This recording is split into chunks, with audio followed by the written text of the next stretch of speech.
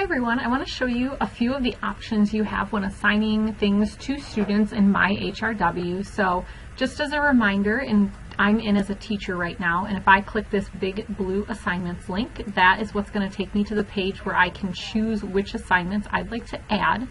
I do have to filter by class, so if I want to assign something to my 6th grade class, I'll choose my book. Make sure that this button is selected where it says View All Assignable Content. And then I have some options, and for the beginning, when you're starting off in Go Math, probably stick to tests and quizzes and homework, and there are videos that will show you a little more about the prescriptions. But if I want to assign, let's say, a test for a module, unfortunately you cannot assign unit tests online. However, notice you can assign Module 1 module post-tests, the Are You Ready for modules. So those are kind of some options. So if I say, let's say I want to assign the post-test for, let's see here, Module 4. So I will need to go to the next page. This is a little annoying. So let's find the Module 4 post-test. I can click Assign. It is going to default to always available, so you can change that if you'd like, but know that if the due date passes, there is no way to change that if you have kids who haven't taken it yet. It will default to all of your students being able to take the class or take the test.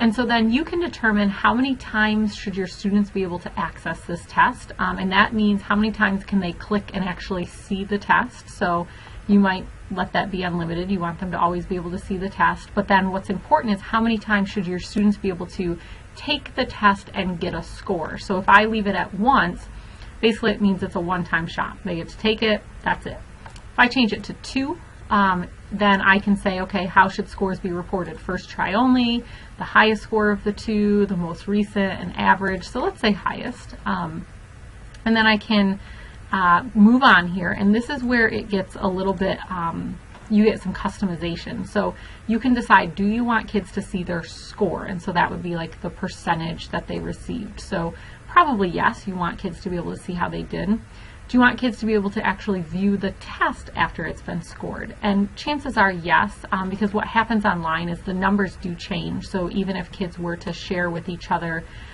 problems, the numbers will change. And then finally, do you want students to be able to see the correct answers? And so that's kind of up to you, I guess. You know, if you're deciding to give it to them twice, again, they will get a little different variation, but I clicked when the student finishes the test, and I'll show you why. So when they hit submit, or when you hit submit, that's now assigned to my 6th grade class. So I'm going to show you what that looks like for a student. So now as a student, I can log in and see that the Module 4 has been assigned to me, and I can go ahead and click Start. And you're going to see that because it is a test and it's not under a homework activity, there's no supports for me. There's no place for me to check my answer. There's no place for me to view an example. So just know that that's the difference there. So I'm going to go through and take this test, and then I'll show you what it should look like. Note that as I'm taking this test, when I do click on a box that was going to ask me for some sort of fraction, I will get this keypad that pops up, and so then the kids can put in absolute value and exponent. So this is definitely something, before you assign something to students, you would want to pull this up on your teacher computer and actually go through and show them, okay, you click the fraction box and then decide what goes in the top and what goes in the bottom.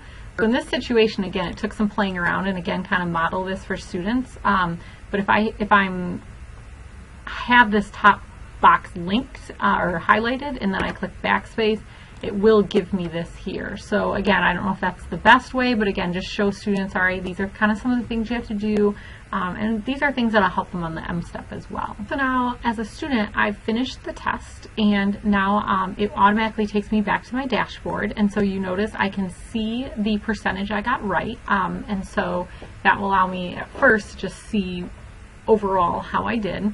And then if I hover over this and click View, it is actually going to show me the questions and how I did, and even what standard. And so this might be helpful for you as a teacher, for students, for their parents to see how they did. And then when you actually, so for example, I want to see why I got number 11 wrong, I can click on number 11, and it shows me the correct response as opposed to the response that I put in. So it helps me see where I went wrong. So just wanted to show you that's a great, again, way for kids to see how they did, and then also see, okay, where did I struggle? Which sections did I struggle on, and where might I need more help for it? So hopefully that helps give you a good idea of how the reporting feature works on the student end.